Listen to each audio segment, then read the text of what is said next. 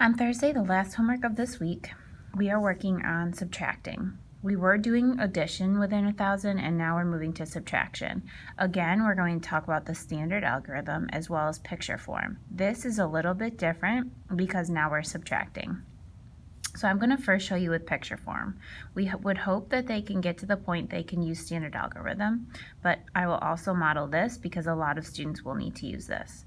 I look at my ones place. I made 607 in my place value chart.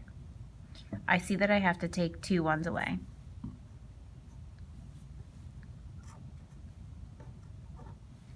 I have 5 left over. Now I look in my tens column.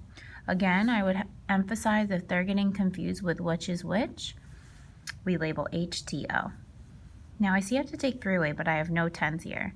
That means I have to take 100 and turn it into 10 ones.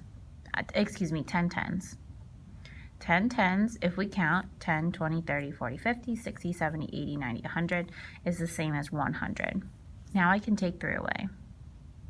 I see that I have 7 left. I don't have to take anything away from my hundreds, but I did make one. I did ungroup a 100 into 10 tens, so now I only have 5. I get 575. If they would like to check, we could add 575 plus 32 to see if we get to our total. I'm going to show you up here as well. 7 minus 2 is 5. Again, when the bigger number is on the bottom, I can't take 3 from 0, so I have to ungroup. I change my 600s into 500s, and now I add 10. So I have 10 tens minus 3 tens is 7 tens. 500s minus nothing is 5. On the back, you'll notice that these equations are written horizontally. We never, ever, ever, ever want to solve a subtraction, addition, equation horizontally because errors often happen. So again, we see that there's a bigger number on the bottom. I go over, next door to my tens place.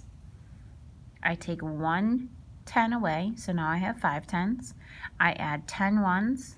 10 plus 2 ones is 12. The misconception is we jump and we take 1 from the hundreds place, but we always go next door. Now I can subtract. Now I can subtract.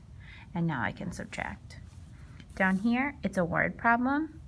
I want to emphasize when it says how many more grams of grapes does Miss Mayer have than Miss Palomares, whenever we're finding the difference between two numbers, we subtract.